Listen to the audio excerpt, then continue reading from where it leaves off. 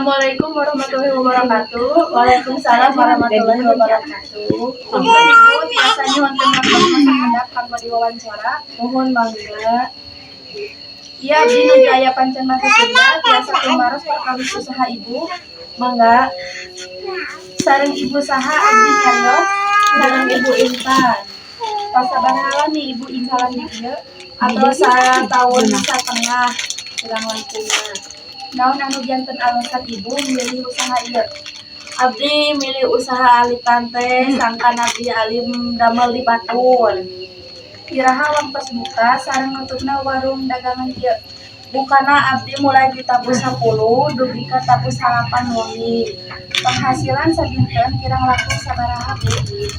Penghasilan mah kirang paminuju ramenya alhamdulillah itu. Paminujulnya kita teh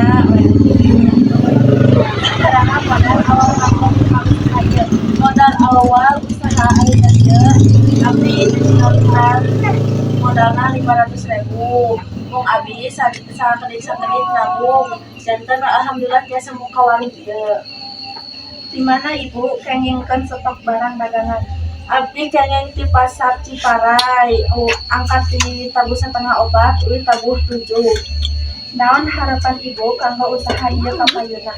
Harapan Ibu kanggo usaha kapayeuna supaya Ibu bisa muka warung sembako nu ageng. Amin. Amin. Hatur nuhun pisan Ibu parantos kersa diwawancara ku abdi. Nya sami-sami.